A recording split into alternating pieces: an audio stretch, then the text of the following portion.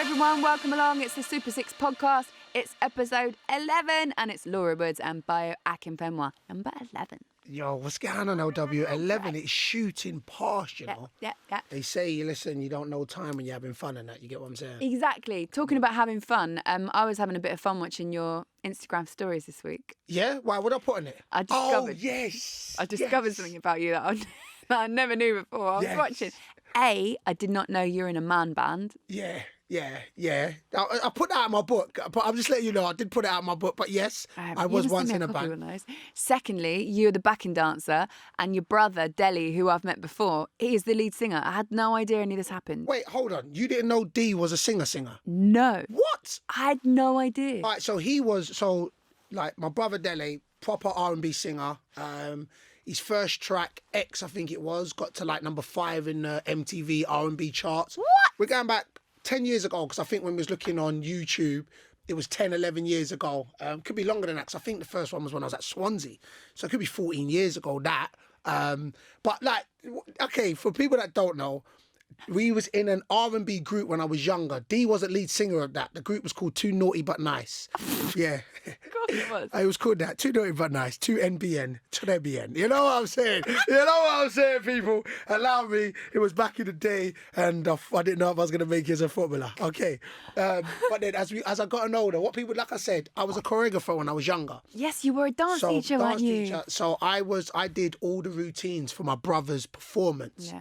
So I was a backing dancer while D, because D was a solo artist, but then of course we're going back, you need backup dancers, and yes, it's out there on YouTube, your boy Truly, and yes, you saw it, my daughter didn't know and was totally ripping me about my dance moves the other day. It was funny that actually. No, it was. It was meant to be movie night at home, and they kind of said, we found out Uncle Dele sang. It was like, yeah, you didn't know. It's like all on YouTube. So we spent like about 2 hours just going through videos, and then they saw me dance, and then it was just like, how embarrassing is our dad? I was like, hey, come on now, I can move. So good times. I think that's amazing that your kids are like, wow, we just found something out about you that we didn't know. Right. And it's huge. It was crazy. Honestly, it looks so professional. People want to find it. How do they find it? I just go on YouTube, type in Dele Akinfenwa. And yeah, you'll just see his videos, and then you'll see me in the back. I think like one of my favourite one, we did the Drew Hill concert. So my brother he was an opening act, and then yeah, man, we had the same clothes. It was mad. It was good times. Listen, it was good times. I enjoyed my time anyway. It is amazing. Most people hope for one vocation. You've had about 7 in your life, and you're not even done yet. Times are tough sometimes. You have to go and roll about. Most people in life hope for one vocation that they're good at. You've got about 6 already and you're not even done yet. No, man, it's trial and error for me, man. You got to dip your toes into a lot of things. Don't put yourself in a box, people. Right. So how you been? I've been all right, actually. Yeah, it's been weird, isn't it? International breaks, I've had a little bit of rest. I've been walking the dog a lot. I've been doing all that sort of stuff. But, you know, it's lockdown. So my life has been very average, just the same as everybody else's lives. You know what? Sorry. So you know what somebody alluded to, and they reminded me, and they said the Laura curse kicked in, but just kicked in a week later. So all of a sudden, I see Salah now, after you interviewed him, he's got the COVID. He's got the vid. He's got the vid. I wish I hadn't told everyone about this Laura curse, because it happened. It's starting to get peak out here. Do you know what's the scariest thing? Go on. I'm an Arsenal fan. I've got Mikel Arteta to interview on Friday. Do you know what? I'm not even going to lie to you. Like, you can go with that one. Like, you can go with that. As long as it's not, you can go with that. Go interview. The LW curse, well, I need to do something to kind of break this curse right now. I've been good for you so far. No, you've been all right. You? No, you've been good for me. Like, but that's because my energy takes yours. You're impenetrable. Then, it just mixes it around and puts it back out, though. You know what I'm saying? But yeah, the LW curse strikes again. Sorry to all the Liverpool fans. Do you want to know what's coming up on the podcast this week? Come on now, talk to me. This is great. Our special guest this week, he's a YouTuber, a podcaster, a FIFA pro, a club owner, a friend of both of ours. We've worked with him for a number of years as well. Spencer Carmichael Brown. You might know him better as Spencer FC.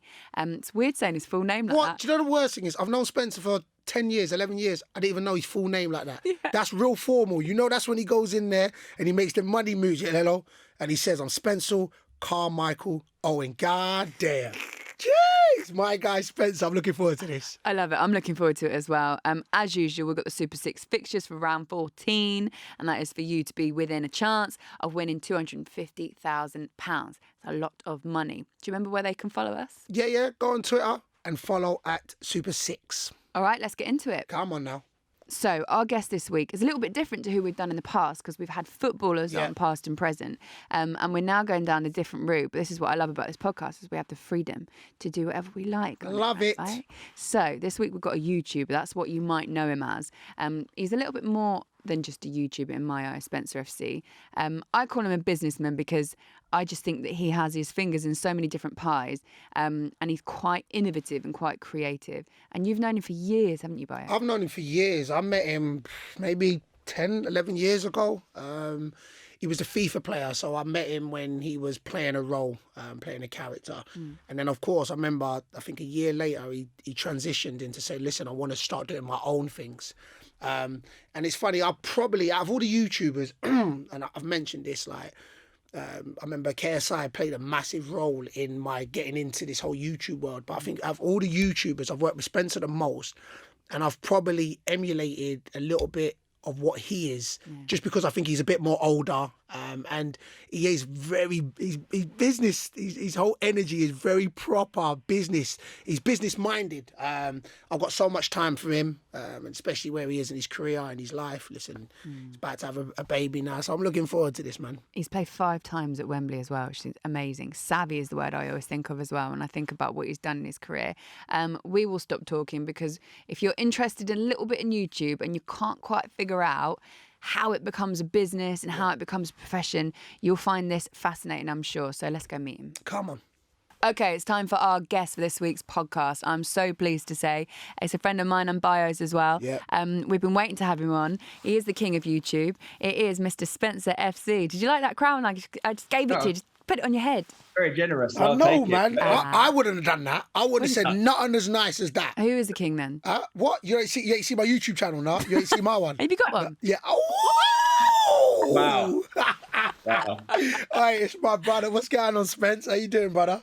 Yeah, all good, mate. I'm all good. How are you, mate? Yeah, listen, I can't complain, I can't complain. I'm here with LW and she does brighten up my Wednesdays, I won't lie. You know what I'm saying? Compliment. Yes, that's an early one. I tell you what, Bayo, we were sat there, weren't we, a minute ago, and we were talking about whether or not we're going to do a few bits before the recording started. And the question was raised about whether or not you'd be on time, and both of us were like 100%. Last week, Troy Deeney was an hour late, and we were like, with Spencer, no, he'll be on time. You were like 5 minutes early. Spence, what is it, Spence? What is it just because you knew you was coming on with me that you just kind of, because we ain't seen each other since a little while, or is it that you're just Mr. Professional? What is it? Your whole demeanor's professional, brother. If you want to throw plaudits to me, I'll take it. But there's a lot of people out there that probably wouldn't say I'm the best at timekeeping. So I don't know. I just was on time today. You caught me on a good day, I guess. We'll take that. Well, we're chuffed about it. There are probably 100 pieces of thread we can pick with you in your career about where to start, because it actually feels like not only did your career start quite interestingly, but then you've also sparked other careers and other things off the back of that as well, which is why I find you particularly, here's another plaudit, quite innovative, quite sort of individual in your sort of style. And you've done it all in what I would consider as like a really professional way. You've not done something by halves. You've wanted to do something and you've thrown everything at it to make sure it's a success and it goes well. First of all, why don't we start, because you're wearing your hashtag shirt, I want to start there. So for people that are listening that don't know enough about you, tell us about Hashtag United. Yeah, so my background's in YouTube videos. I've made YouTube videos for a long time. And at one point I decided I wanted to start filming me and my friends playing football. We did a big event a couple of times on YouTube called the Wembley Cup. Bayo's worked on it a couple of times. Amazing. Essentially, it was when we got big YouTubers to play in a charity game, kind of like Soccer Aid, but for sort of different influencers and stuff like that. And it was really popular. The first one had like 19 million views on YouTube. It's crazy. And I was like, right, I love this. I love the idea of organising football games and playing football games on YouTube, but I can't do a Wembley Cup every week because obviously, there's guys' diaries to think about, the stadium, all this stuff to sort out. How do I make a kind of more sustainable version? And it was filming my friends playing football. We didn't really have many more plans other than that. At first, it was like, we liked the idea of creating a team. I'd done it before. I created a team when I was 16. I ran my university team. I'm kind of that guy. I'm that busy, God, Spencer's going to make us do this again. I'm that guy. And we made Hashtag. We called it Hashtag United because a lot of us worked in social media, you know, before kind of I became full-time on YouTube. I worked at a YouTube channel. I'd worked for a footballer before. I did all these different kind of things. And we just thought it was a funny name because it kind of did what it said in the tin, you know, Hashtag United, we work in social media. And also it made people kind of look a little bit, what's this team? Find out a bit more about it. Started playing friendlies and stuff on YouTube. My brother was in the team, my friends from uni, my friends from school. Quickly, it kind of accelerated way beyond our expectations. We found ourselves on tour in America. We were playing with people like Steven Gerrard, Robert Perez, like unbelievable experiences way beyond our pay grade, if you like, as footballers. And we did that for 2 years, and it was amazing. And then we got our squad. We were all kind of either my age, we were sort of hitting 30, or my brother's age and his friends were sort of mid-30s and having kids. And we all lived different parts of the country. It wasn't sustainable to keep doing that forever. So I wanted us to be a proper football club. We had this huge support behind us. So I was able to take us into non-league football. We've technically played 2 seasons now. The second season was null and void because of COVID. But the first season we won our title. In the first season we got promoted from the 10th tier to the 9th tier of English football. And this year we played in our first FA Cup, which was amazing. We won 3 games in the FA Cup, which took us to the second qualifying round, where we actually were televised on BBC as well. Yeah. And ultimately we lost a penalty shootout to a team 3 levels above us in the National League South. On penalties, we were 1-0 up with 1 minute to go. It was crazy. But yeah, so we're a proper team now. Yeah, Cesares Pilaqueta is one of our directors as well. He owns shares in the club as well as myself. I did not know that. That's mad. Yeah, yeah. That's amazing. It's gone. I mean, that's not even the short version, but that's a middle version for it. Yeah. Look, I'm going to touch on something because you touched on it, and so I want to talk about like just the Wembley Cup, just one aspect of what you did. So I went to, I don't know if it was the first one, but I'm definitely sure this would have been the second one if it wasn't the first one I went to, and I basically got to say that I was blown away. So I met Spencer years ago, maybe 10 years. We're going 10 years. Man, not quite that, but yeah, not far off. Probably about 7, 8 years ago. 7, I was 8 giving years you FIFA ago. ratings. Yeah. So, but we played against each other. I swear I was at Gillingham when we played each other when you was doing the FIFA. Weren't that like? Oh no, yeah, sorry, that was the first time. Yeah, you're right. Yeah, okay, I'll take that back. Yeah, we were doing the workout at the same time. Yeah, exactly. That it's shows. Easy to forget, isn't That's it? what I'm trying to say. That shows that I made an impression on him, big time, big time. Anyway, listen. So like, and it's crazy. I just want to say about the Wembley Cup. So I've been to Wembley for events. And I don't think I had played at Wembley by the time I went to the Wembley Cup. So I've been there on events. And when I mean I was so blown away by the Wembley Cup. I don't think I did anything. I just turned up. And I walked across and the way the fans were going, literally, I didn't know what it was. I just thought, Spencer's going to play at Wembley. Like, what is this?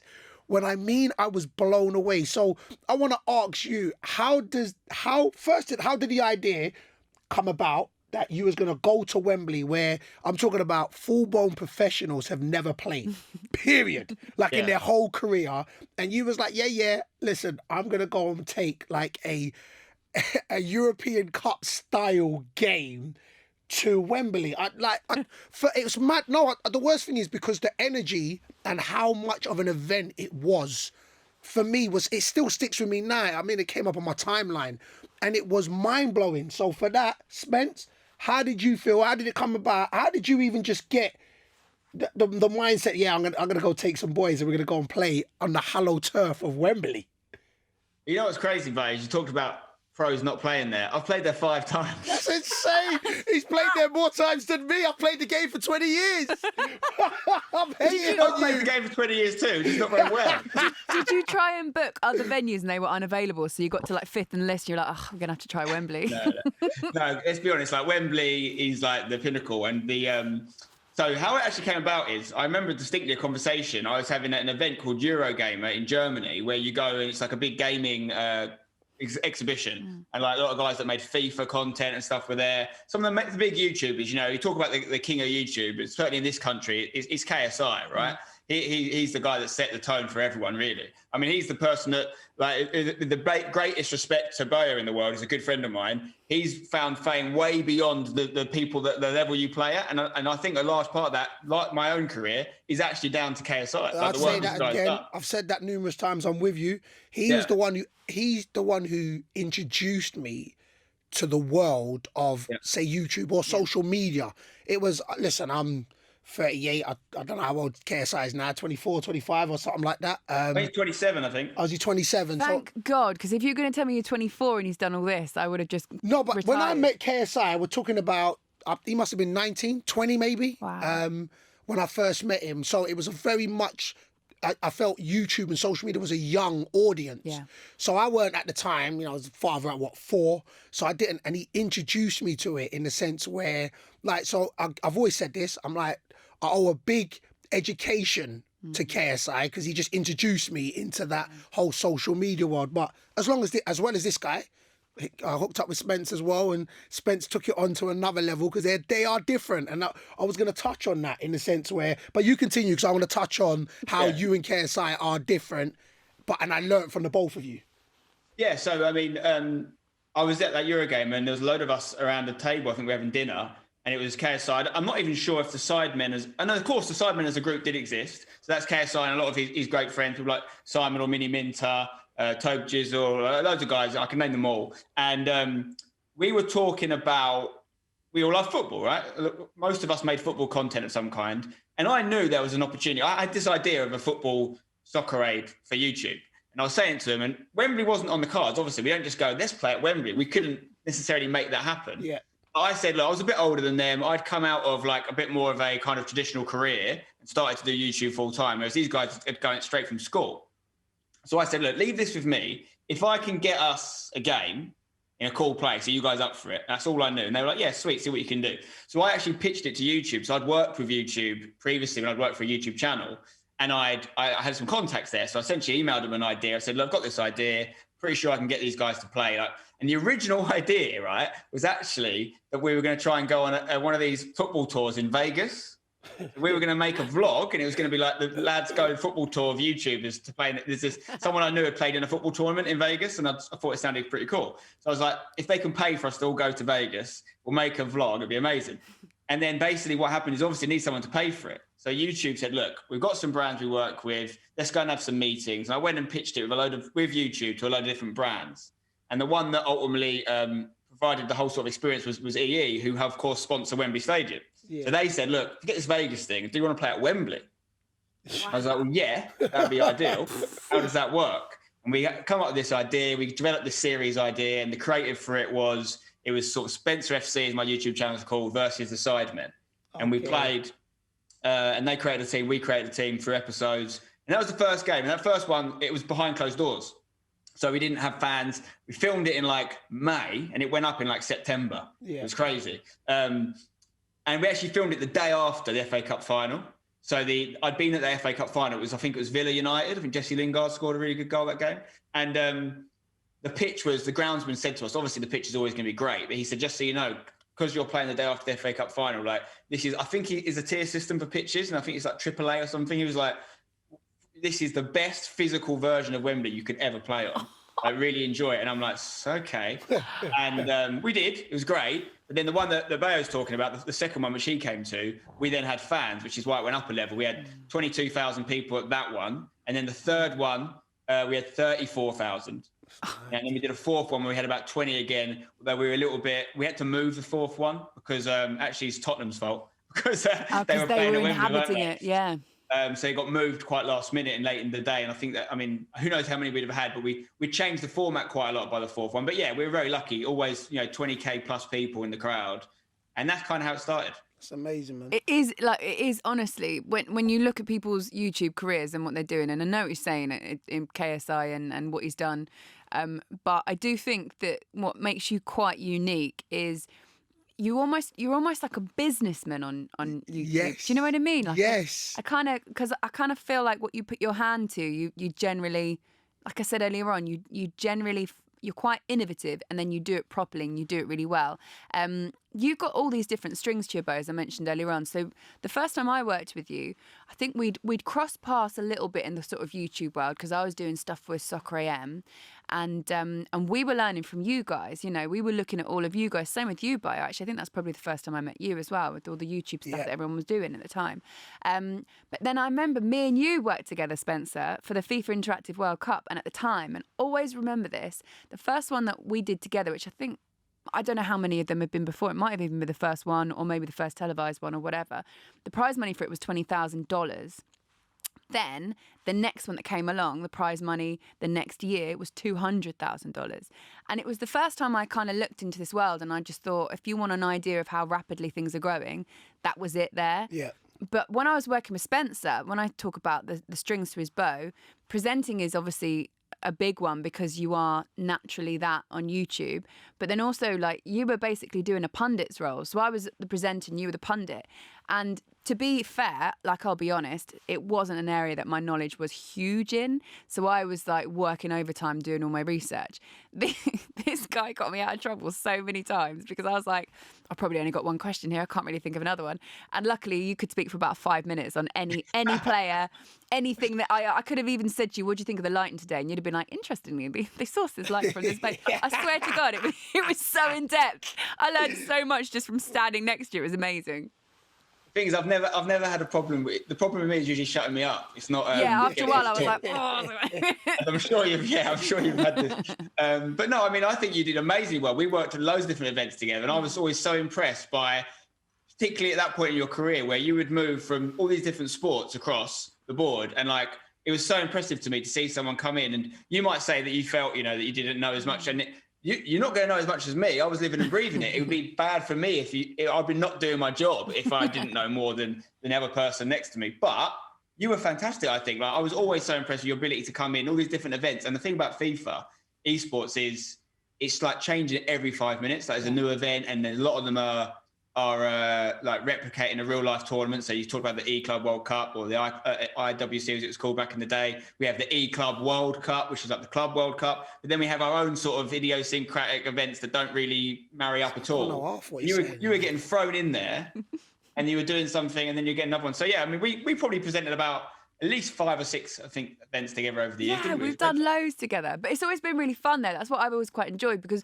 also that world is quite niche sometimes. Like, not to the people that are in it, but from the outside, if you come across it, you're like, what's this? This is quite different, and we don't really know what it is or anything like that. So to have someone be quite welcoming, I felt was quite good. I always remember getting sent like the stats packs and stuff like that on each individual person. And in sport, right, when you cover something, and like, I have done a lot of niche sports, so I've like done like the Mosconi Cup, or I've done bowling before and stuff like that. Sports that you can be forgiven for not knowing that much about, or that much knowledge. You learn the names, then you're done. The problem with this is their names are like E17, M, this, that, underscore. And I was like, oh, great. And I'm going like, can someone just tell me how to say the short version of this? Anyway, I loved it, basically. I thought it was absolutely wicked. But it was like, it was our insight into your world, to us as broadcasters, like Sky Sports, right? Big, huge broadcaster, one of the biggest in the country, especially in the world of football, that sort of thing. Looking into the world of you, at the time, you must have only been about 25, were you? Yeah, when it was all started kicking off, around that age. So this 25-year-old that's basically created what I would call an empire, and then involved your family. So like, you've got brothers. I've met one of your brothers. I've met your dad before. Your girlfriend, now fiance. Are you married yet? No, I mean, we might have been married by now if it wasn't for COVID. I don't know. We hadn't actually got to the point of, we got engaged in January 2020. So like, 2 months later, the world was on lockdown. So we haven't really worked that bit out yet. You'll get there. You'll get round to it eventually. So don't rush, man. Don't rush. Yeah. No, I'm playing. I met her. She's a cool one. You better rush, cuz. Don't let her go, cuz. You get me? Your fiance, like, all of the people around you involved in this empire of yours. And now you're more than just self-sustaining. I just think it's like, did you ever, when you were a little bit younger, have the vision that you could create something like this? Yes. Oh, I mean, no way. Like, don't lie, man. You was that guy, man. If you're thinking about specifically, right? If you're thinking about like the actual industry I work in, it didn't exist when I was growing up. So there's no way I could have had this planned. Where I'll say is, I made this video the other day actually, which is quite a good example, right? So If you give me 2 seconds, I'll get it. It's just on the wall behind me. It's a good prop, trust me. Brilliant. We'll wait. We'll wait. We'll talk amongst ourselves. Oh, I've never been to Wembley for the Wembley Cup. Right. No, it was it's amazing. Like, seriously. Sorry, I don't know if you said anything about me then. No, I don't. No, we were just giving you props again, man. Come on. Okay, well, I've got a prop here. Basically, when I was 16, as I mentioned earlier, I made a football team. So when you're a lot of youth teams, when you get to 16, they stop, right? Because they just don't go further than that. And three of us were in the same position. So I looked to set up a team. I asked my dad, who had been like working in non-league as a physio. His background's in like, he's got his own career, but he's a physio as well. And I said, look, can you help us? Could you be the manager? Potentially. I became the secretary of the club. I actually changed schools from sixth form. And if you ask me why, it was because I wanted to recruit more players for the team. Are you serious? This is what I'm saying. Okay. Listen, I want him to speak because I want to round up what I think of this guy. Go on. So I had players that had already signed up to play for me from my existing school. And then I changed, went to the induction day of a different school, and I got like 6, 7 guys signed up. And I just happened to have a good day, so I thought I'd just stay at the school because it's a bit nearer my house. And but when I created this team, I can't remember why, but I remember asking my dad how checks work, like a check. I don't really use them anymore, and he said, I'll show you how they work. So we had our football club bank account, had like £5 in the account or whatever. And I don't come from money. My parents were from working class backgrounds, but to teach me a lesson, I think I didn't really understand it at the time, but he basically wrote me this check, which obviously couldn't be cashed. If you can see it, it's for £100,000, right? And it says on the back, more crucially, obviously it's never been cashed, towards the next club start venture. Wow. He said that was in 2005. 2005, yeah. And I said I wanted to make a club. I said I didn't want the team to finish when we went to university and stuff. And he's like, okay, I'll show you how a check works. Here's some money towards your next club. Knowing that I can never cash it because it's £4 in the bank account. Abbey National, by the way, it shows you how old it was. I know, that's what I was thinking. Abbey National. Wow. Yeah. That was my first bank account. That was like an example of my dad, one, trying to teach me a lesson of like, it's one of those sort of, what's it called? Like law of attraction, where you think about something that might happen. That did happen. We didn't know hashtag was going to happen, but I knew I wanted to keep the football sort of part of my life alive, knowing that I was never going to be a professional player already.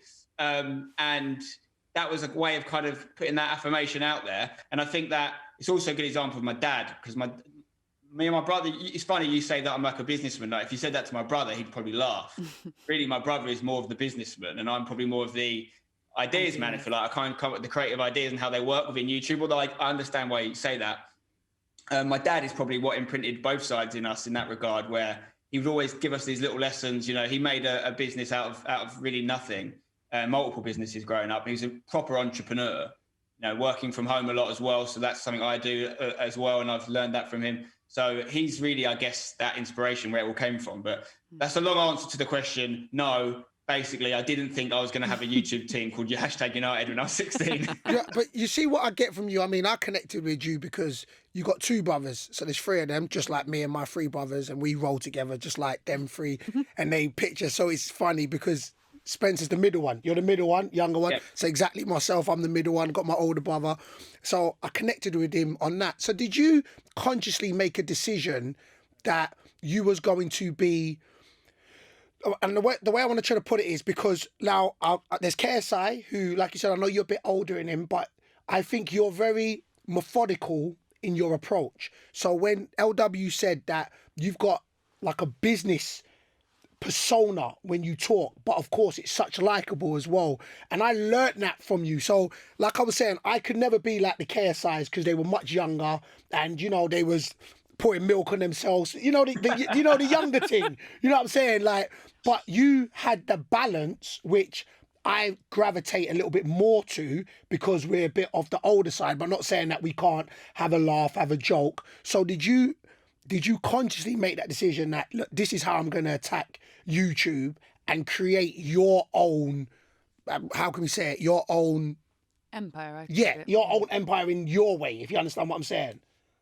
Yeah, I think what it is that these guys, KSI being the main one, but this generation that I'd been making YouTube videos, I think either at the same time or maybe even before KSI, because I did it literally when YouTube started, when I was at university, like 2005, I think I made my first video. But it was seeing people at KSI that 100% made me think I actually can have a career in this. So he definitely made that inspiration. But likewise, he's quite a few years younger than me. We're obviously different personalities. There's sort of content that a lot of people were prepared to make in the initial stages, at least, that was super, engaging and going to get a huge results for them. But I wouldn't necessarily want to put my name to. I wouldn't necessarily want to do. And that's partly because I was a bit older. Would I have done it if I was their age? Probably. I hadn't maybe matured that little bit. I don't know. So we needed that to happen as a space. But the thing about YouTuber and the term YouTuber is it's like calling someone that works on OnlyFans and Amazon an interneter. They're completely different industries. It doesn't make, and so you could be a YouTuber that makes videos about fixing watches, and you could be a YouTuber that makes videos about riding horses. Like there's no actual necessary synergy there. So we're all different personalities, and we all bring that through. I think for me, I'd worked in multiple careers, multiple jobs by the time I was sort of 25. That I thought, I know what the traditional working life's like. Even though I had great jobs and I can never complain about them, I like the idea of being a bit more self-employed and control my own destiny. But then equally, I had an idea of the sort of content I wanted to make and the things I was prepared to do. And I just think it came down to age. If I had the kind of support on my YouTube videos when I first started making them, I don't know what I'd have ended up like. And that's another thing that I would say you give tremendous credit to this sort of initial wave of YouTubers as well. Is not just because of what they've done, but it's the people they've become. Because in some cases that doesn't work that way. You could easily go off the rails and whatnot, and that does happen sometimes. And these guys who, unlike me, my decision was I quit my job, right? I quit my job and I had to make sure I could pay rent on YouTube. That was my risk. These guys' risk was they didn't do A-levels or they didn't go to uni. Look, probably more like a footballer in that respect, in the sense that you have to sacrifice some of that early part of educational experience to commit to your craft. Yeah. These guys did that too. And I wouldn't have done that at that age. I could have tried to do that at that age, but the space didn't really exist. So I went down a more traditional route. And if I had done it and had 1 million subscribers by the time I was 18, you could easily become a bit of a dick. Yeah. Don't have, but most of the big guys have stayed true.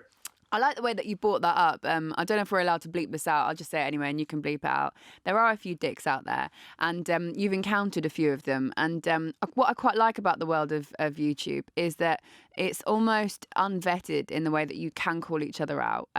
Sometimes it can be a bit of a drama kind of, and a bit of a sort of soap scene or something like that. And other times it's genuine. And I've watched quite a few of your videos actually, where you have dissected some of the way that YouTubers interact with people and outside of that. And some of it kind of seeped into the Wembley Cup as well, didn't it? With Stephen Tries in particular.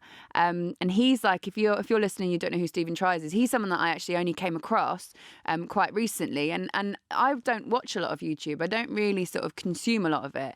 But I find him quite unique in a way, because he's almost like an actor or a comedian or something like that. He's very understated, and I just think he's quite funny. Has the world of YouTube changed in the sense that when you're talking about 2005 and when you were making your first videos, the way and the place that it's got to now, how much has it changed, and what are those elements that kind of create what is now just this universe where you can have these spats between channels and personalities and all sorts? I mean, it's changed dramatically. Just to clarify one thing, there was no drama between me and Stephen Tries. Stephen Tries is very much the recipient of some drama. Sorry if I didn't make that clear. It's fine. And also, he literally is a comedian. I mean, people are usually shocked to find out that I used to do stand-up comedy as well when I was younger. I heard that. You wasn't funny though, man. No, I mean, clearly not. We just described him as a businessman. We said a businessman. You wasn't funny, but I was trying stand up. My dad was like, "You need to fall back on a trade. Get into YouTube." There's an example of the sort of humour. But no, basically, Stephen Tries actually did do stand up. I mean, we both did, but he actually is committed to that career. And he's much better at it than I was. But I definitely have an affinity towards Stephen. He's a great guy. Drama-wise, well, obviously YouTube's changed dramatically. Obviously, it's 15 years old. It's going to happen. The main thing is money, really. That's what's really changed. The people that were doing YouTube from the years of probably 2005 to 2008, there was no money. There was no sign of any money. It was a hobby. It was no different to doing, dog walking. It was something you did because you liked doing it, and maybe people watched it. But we're talking small numbers. Back then, I remember a video I made accidentally went sort of viral back in the day, and I'm talking 100,000, which back then, views-wise, was probably, it's like inflation, was probably equivalent of 1 million now, because less people were watching. And there was no money to be made in it. It was just a thing people might go like, oh, you're that guy from that video. And so it wasn't something that was as cool. You know, it was that most of us, to be honest, bit of a generalization, but most YouTubers from that era have all got something in common, which is that they were probably a little bit of an outsider, I would say, at school. Like, not necessarily, you know, had a bad time or anything, but they were. I was always the outsider in everything I did. I was the football playing guy at uni who ran one of the teams, but also did stand-up comedy and university radio. So I was like the bit of the geek within the football bunch. Yeah, you was weird, bruv. You was weird. I ain't gonna lie, buddy. I have to put that on him there, because you my guy, you're my man, 100 grand, and like, but you put that to you be like, yeah, that's Spence over there. Yeah, just leave him. Just leave him. He's doing his accounts, you know. So I was like the geeky footballer, but then I was in the other world of doing like radio. I was seen as the sort of jock, whatever, that played football, because no one else was really in the football teams in that sort of world. So I was always a bit of any zone you're in. Yeah, and I got used to that, and I changed schools a lot, as I mentioned. I actually went to like 6 different schools as a kid. Wow. And I think I always, for various reasons, none of them really bad, but I always had to make new friends in new groups and stuff. So I think, but that's something that a lot of YouTubers have. A lot of YouTubers probably went to YouTube as some kind of escape or some kind of... you get validation from it, don't you? Yeah, some sort of way to express themselves. And the money's what changed it for sure. It's great what YouTube's become in many ways. The type of videos have changed dramatically. The production value has obviously gone up unbelievably. In terms of the drama, like, it's something that I very much try to stay away from, with maybe one exceptional difference to that recently. And that was kind of for good reason. But I think that... Whoa, don't skip past this, bruv. What was the beef?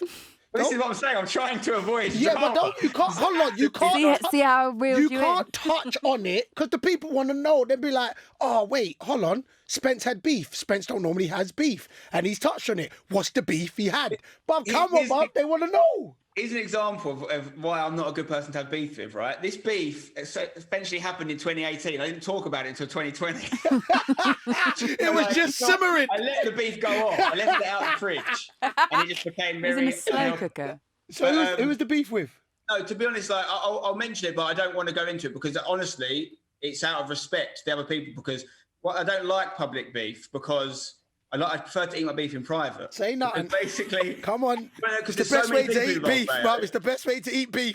There's so many people involved, though, that will jump on one kind of story and narrative, and it is a nuanced subject, and there are different perspectives involved. And I don't want people, like, I said this when I made the video, going after anyone or like creating any drama in my name, because I'm not interested in that. I actually know. I actually watched this. I watched the full video. I'm not going to lie. So I actually know, but I know what you're saying. But it's just people won't know. That's the reason why I'm asking. I actually know, and I heard you say this right at the beginning of your video, saying what you're saying now. Do you know what I'm saying? But just for the people that don't know, the beef was with who? It's a difficult one, because the beef was with really a guys called the F2 Freestylers, right? I don't even like using the word beef. It's not really beef. No, they did some things I didn't like. They did some things I didn't like, and I didn't approve of them. So I felt, on one hand, I think people should be held accountable to that, particularly if they have a lot of fans and they, monetizing that fans, like we all do, right? Yeah. And no one is perfect. I'm not sitting here saying I'm perfect. You guys heap all this praise on me, say I'm such a good businessman, all this stuff. I've made mistakes. I've done things I'm not proud of. I've said things to people I wish I'd never said. 100%. Yeah. No one is perfect. We've all done that, man. Yeah. Exactly. So it's not about holding people to a certain level that I always say, if you say something, you criticize someone in some way, and I hate it when people will reply to something like that by criticising you back rather than explaining what they've done. I always say, if you develop like a complex where you can only be criticised by the perfect person, guess what? You'll never be criticised for the rest of your life, because no one's perfect.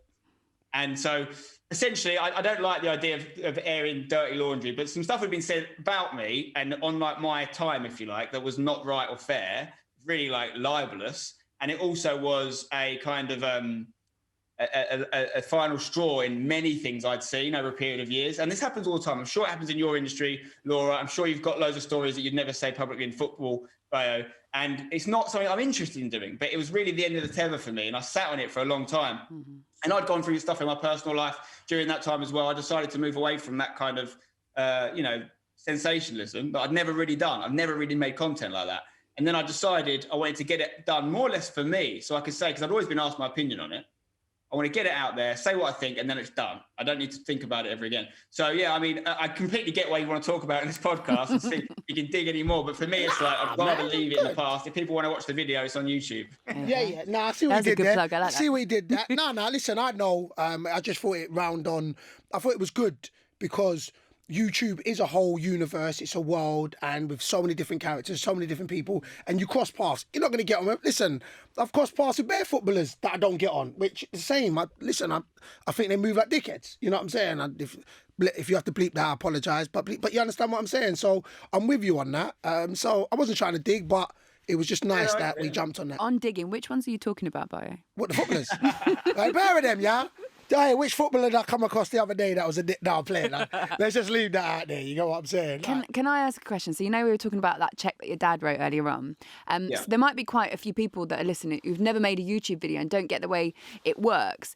Can you just explain to me, A, when you've made your first video and it's been monetized, do they physically send you a check or do they stick it straight in your bank? And when you got your first check from YouTube, what did you do with it? I think when it first began, it was checks, but I don't think I ever received one. I think that I didn't monetize my videos for so long. I'd probably been making YouTube videos for maybe 5 or 6 years before I ever received any money for one.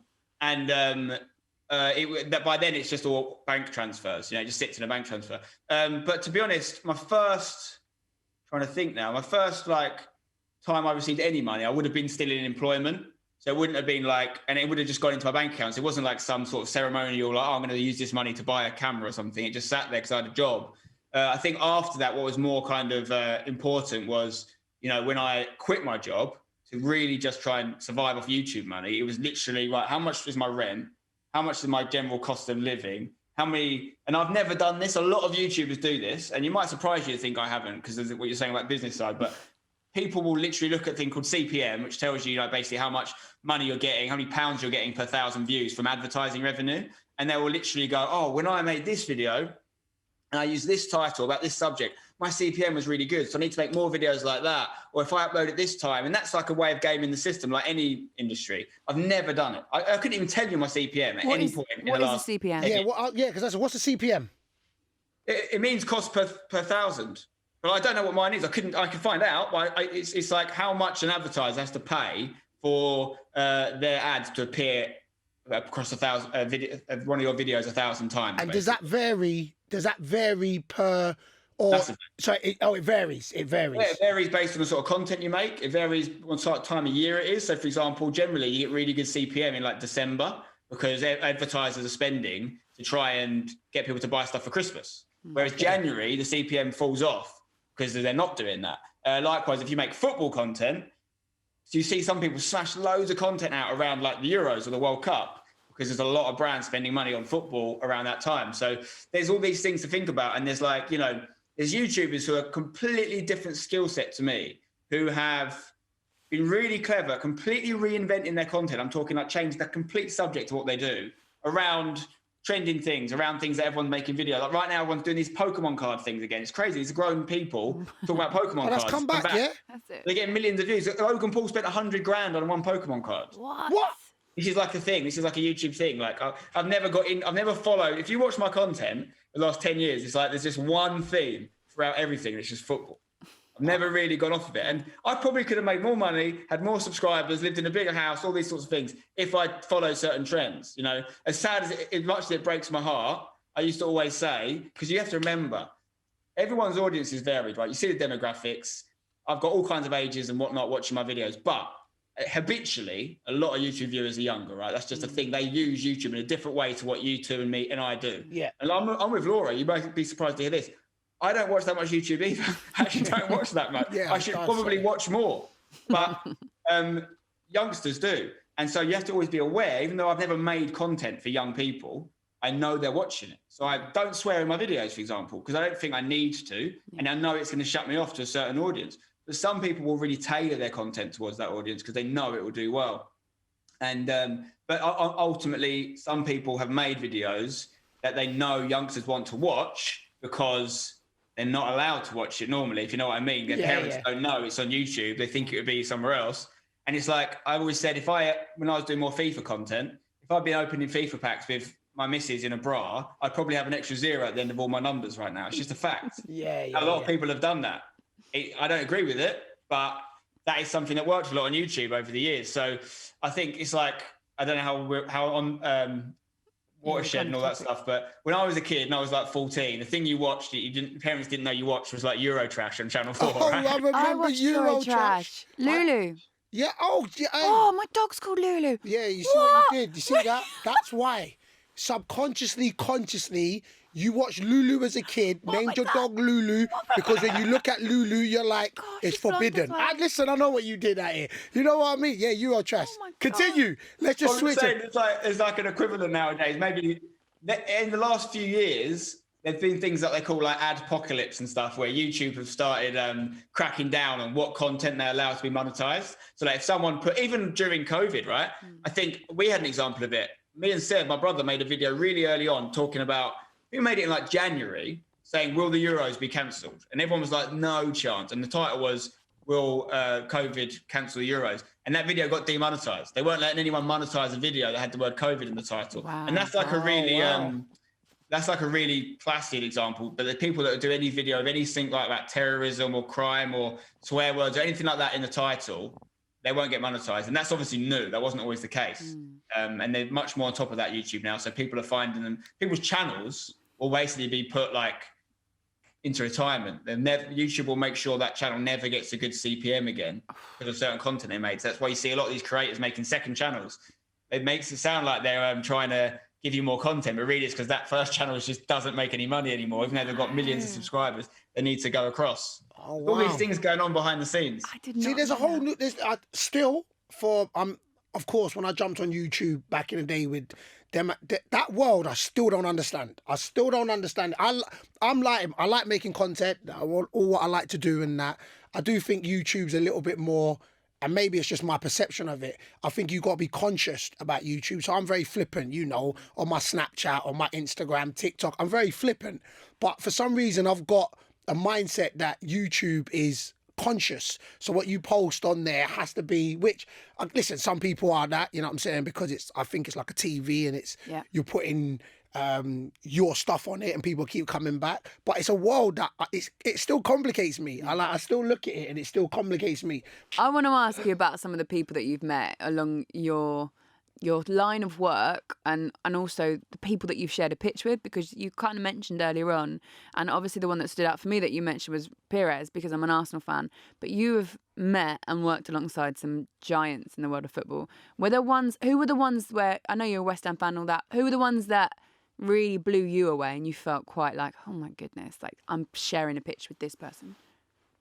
Yeah, I mean, sharing the pitch is a different level, isn't it? Because you get to meet people and shake their hand and like do whatever. But when you're actually playing football, you've almost got them a little bit exposed, because when you're aware you're in an interview or what have you, but on a football pitch, they're playing against you or with you. So I would say that for whatever reason, I've never really been someone that has that kind of...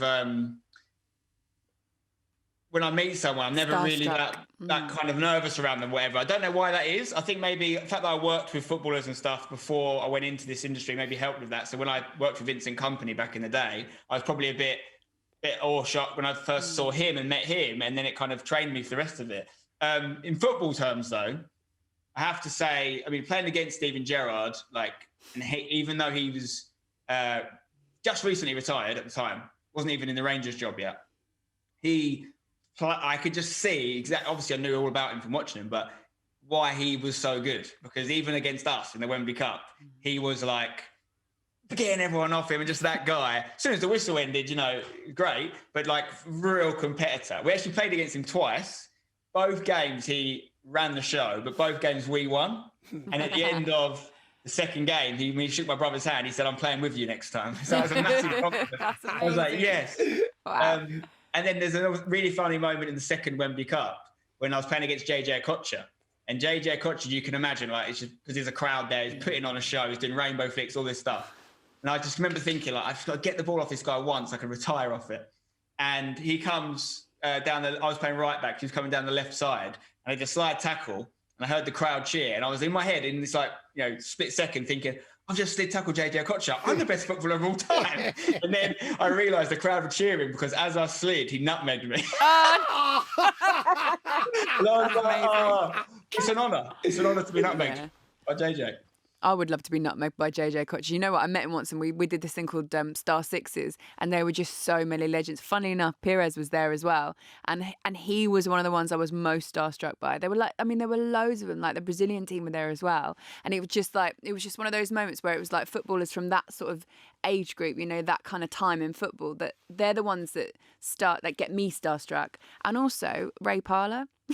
Ray Parlour. He wasn't there that day, but he was the one when I met him. Yeah. I'd met almost all of the Arsenal side from like the Invincibles and before that and after that. So I'd met almost all of those generations of Arsenal players through my line of work. He was the one that I hadn't met.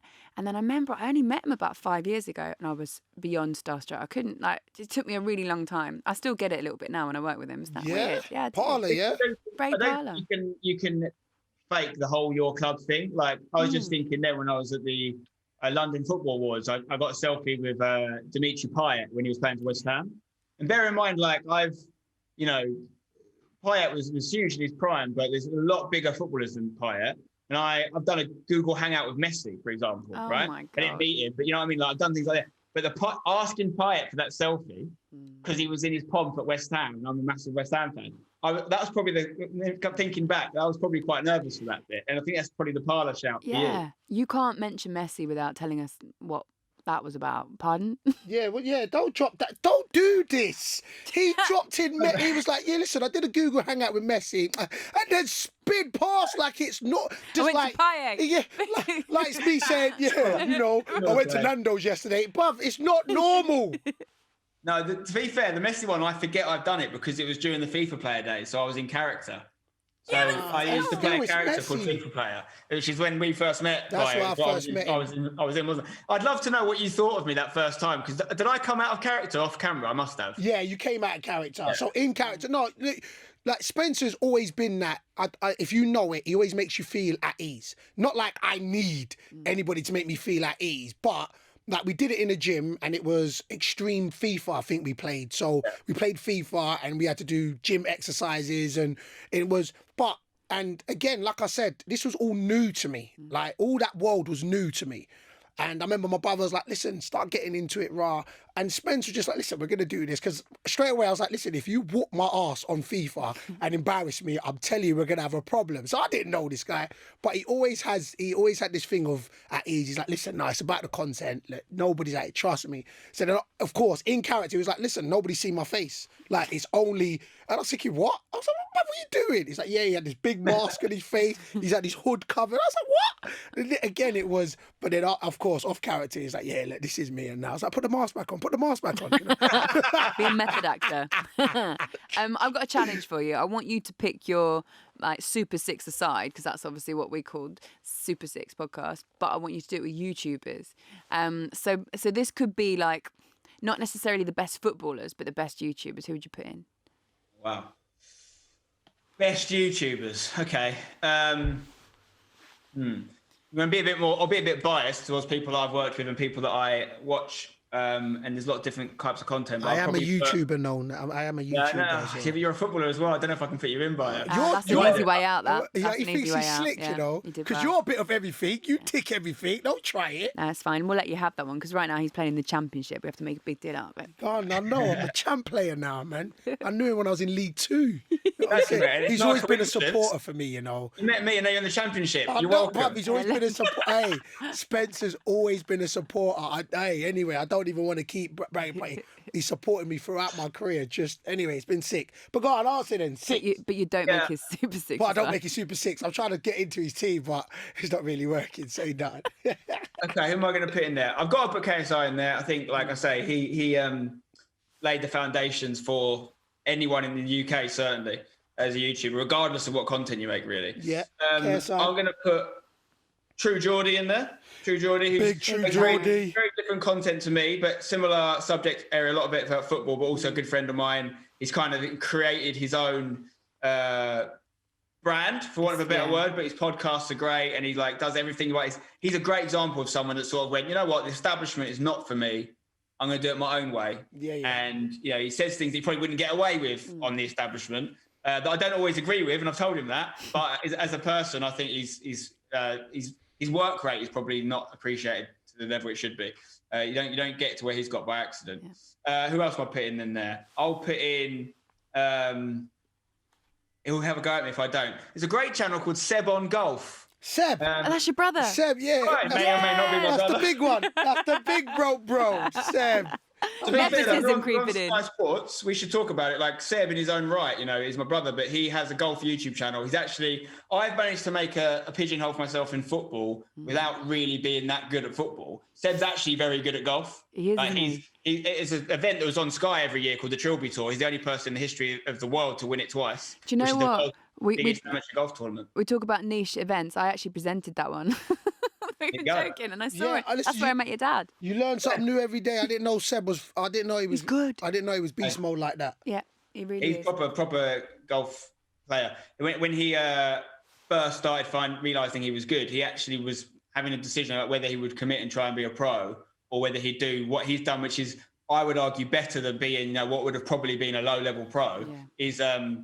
Is living the life of one. He's a sponsored athlete as a golfer by TaylorMade and Adidas. He's played he's presented like me. And actually, we haven't mentioned my little brother, but all three of us have presented a major sport event in 3 different sports. So I've presented El Clasico on TV. Seb's presented the Masters, and Saunders presented Formula E. Did he? I didn't know that. He works for Formula. He works for Formula E. He's the young one. Him and Lenchman. He's the baby. He's the baby. I'm the baby in mine. Lenchman likes him because he's the baby. I'm like Spence because we're the middle one, and Seb's like big bro and that. So that's how we kind of do the brothers and that. Do you know what I'm saying? That's why me and Deli get on. I need to meet your little brother now, so all three of us babies can have the same baby. stuff. Your baby's a bit spoiled and that, but I don't. You know what I'm saying? That's why I keep telling Lenchman I can say that because he's not here and that. All right, but listen, tell Seb if he wants a game, because what people don't know about me is I'm very good at golf. I don't believe that. I reckon you got a long drive. Let me tell you something. I play off a handicap of 8. Wow. Yeah, I'm telling you right now. I might we'll make this happen. Hey, we'll make this game happen. If Seb wants it, and if he loses to me, he may have to retire because I only play sporadically, and I'm still that good. You know what I'm saying? Like, of me, Happy Gilmore, that's what got me into the whole thing, and then bam. I'm just letting you lot know. So I'll put it out there. I'll call out Seb another time. You know what I mean? So, right. So that's Seb, True Geordie, KSI. You've got 3 more. Okay. Let's have a think. Who else I want to put in there? Let's put in... Am I playing in this team or not? Because I quite like to play in it. Am I allowed to be in it? No. You're actually your manager. You're manager, man. Yeah. I'll take that. Let's put... I'll take that. I manage my own team. Organisational role. I've kind of semi-retired into management now anyway, so it's fine. I'll put in... there's a guy who... I haven't actually watched him as much recently, but I used to watch him loads a few years ago. He's a guy called... his name's Ethan, but the channel's called H3H3. Completely different content to me. It's got more commentary content. A guy from America who does it with his partner as well, Ela. And they've recently had a child, and very different to, again, like completely different. It's like a comedian sort of commentator, but he's very funny. But again, if you go back to early YouTube, someone that inspired me a lot in a creative way is probably Casey Neistat. We first started. Yeah. Yes. Again, I haven't watched his videos for a while, but he was definitely a big inspiration for a long time. He is. If no one's watched that channel, Casey Neistat's like arty as hell. Like, he gets all the brand new equipment sent to him, all like the drones, when the drones were like, first becoming kind of big on the scene of filming and all that sort of stuff, all the best cameras. And he just goes around New York, basically. Do you remember the one? I remember the one that actually got me watching his channel was when New York was basically shut down because of snow. And he was attached to the back of a car with skis or something like that, wasn't it? Yeah. He was basically ski or snowboarding through the streets in New York and filming it, and it was just like amazing. Didn't he do the Aladdin's carpet one as well? Was that him? Was that someone else? I think that might have been the guy from BF versus GF, Jesse. I think maybe it might have been. But yeah, he does loads of stuff like that, and he's like a bit of an adrenaline junkie, very, very creative, as you mentioned. But I think why he inspired me so much was because he was a traditional filmmaker. He had a series on HBO. He was a proper director, and he chose to commit to YouTube. Like, it wasn't a case of him not being able to do it anywhere else. Like some people have had to me, really, let's be honest. I've got the opportunity to present things like FIFA and football and all these things because I did YouTube, not made a name elsewhere, whereas he chose that platform. And whilst he made himself more famous on YouTube as a result, he actually had the skills already. Didn't he, Spencer? Didn't he do a YouTube video a day for a year? Wasn't that like his thing? I think he did a YouTube video a day for many years. I think Are we still talking about our guy Kirsty, yeah? Casey, yeah. Yeah, same thing. Because I just sat there for 3 minutes while you two went in depth about Casey. Both of you seemed so inspired, and I just jumped on the bandwagon because I didn't have a clue who you lot was talking. Sorry. I'm not going to lie, your eyes lit up, Spence, when you said it. LW was like, oh, yeah.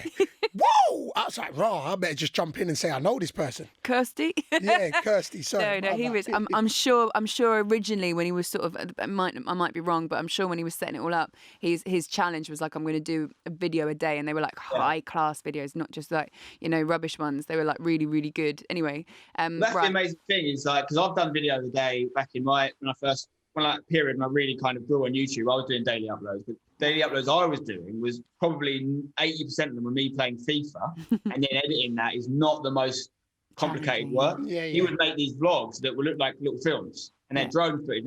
And I just didn't understand how he found enough hours in the day. I think he's like insomnia. I don't think he slept. Yeah. That's mad. The content he was turning, he has to have 4 editors working for him or something. Yeah. The content he was turning around was unbelievable. So yeah, that's 100% very, very inspirational for me. Who's your number 6? That's 5, right? Need one more? Yeah, you need one more. Okay, who am I putting in there? I'm going to throw a bit of a random one in there, and I'm going to say someone I've watched a lot on over the years is Joe Rogan. Oh, yeah, good. He's not really a YouTuber. He's like an everything, and obviously he's had a hell of a career before he even made a YouTube video.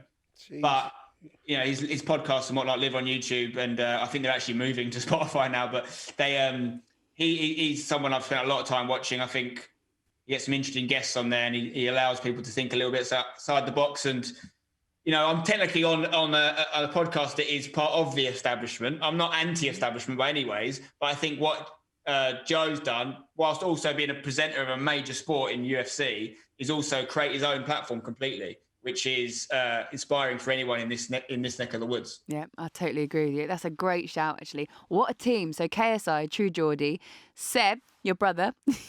How he's squeezed in there, I don't know. Listen, I ain't gonna lie. Their first 3 is the ones I know. The other 3 I don't know. So H3, is that what we're calling that one? Number 3, yeah. Interestingly. And then Casey Neistat and Joe Rogan, that's a strong finish there. Great Super 6. Well done. I think we're probably going to have to let you go now. No, I got one more question. You want another one? Okay. I got one more question. All right. If you had to pick, between hashtag making it to the Football League or West Ham winning the Premier League, which one would it be? So, last kick of the game. Hashtag score, they make it to the Football League. West Ham score, they win the Premier League. Which one are you going for? One's a lot more realistic than the other. I'll let you decide which that is. I don't want to throw that out there because Antonio's my guy. So let me just start saying that. The hashtag's the more realistic one. It's very hard. I get asked not this exact question, but West Ham or hashtag question a lot. And it's very hard to explain it to someone if they haven't been through what I've been through with hashtag. Like when you create... someone that runs their own business or anything like that would understand it, I guess. When you create something yourself, and like, it's not just myself, it's my fiance, my brothers, my mum, my dad. You create friendships. Half my best friends have played for this club. Our first ever goal scorer is my best friend since I was 6 years old. He's our first ever goal scorer in history. Who's the first manager? That's what I was about to go on. My second best friend is our first ever manager. Do you know who that was, Laura? Thank you. You know that is? Was that you? No, his second best friend. Second best friend was the first manager. First manager was yours truly. It was you? It was me. What? Yes. Managed the team. How long did he last for, Spencer? Well, we got a win. We won. We win. 100% ratio. You made it one game? I went there, managed it. We won. 100% Inspirational. record. It was, That's the only thing. I keep saying I ain't going to go into management, but I so enjoyed that. Like the connections. A couple people, there was one centre-back, I can't remember him, but he was moving like a man mountain. I loved it. You gave him that name at a post-match team talk, and we called him the Man Mountain for the next 4 years. I'm telling you, it was insane. He was winning everything. I was so inspired. Good times. And what people don't know, and Bayo maybe doesn't know this yet, is that Hashtag started their journey in football with Bayo, and I'm going to do whatever I can to make sure Bayo ends his footballing journey with Hashtag. That's the perfect, thing isn't it? The worst thing is the world don't know. And we touched this. I'm telling you, and I'll commit it now. Akinfenwa will play for Hashtag. Hopefully in the Football League. Yeah, in the Football League. Right. I don't know. We ain't got that long. We ain't got that. The worst thing, I ain't got that long left, big man. I ain't got that long left. But yeah, this will tell you, it's going to happen. I just have to pick up on something you said, because you're talking about creating something, aren't you? So I'm guessing you're going to say that it's more important for you for Hashtag to make the Football League rather than West Ham to win something, right?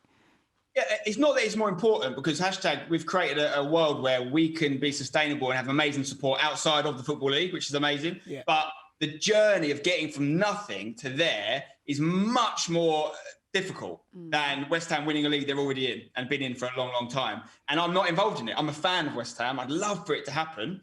But the mobility of English football system is so unique, and it's such a great thing that we're part of. So it's not even, to be honest, it won't help my reputation with the West Ham fans, but it's not even going up to the Football League. It's like winning our league now. Yeah. I get you. Okay, one more thing before you go.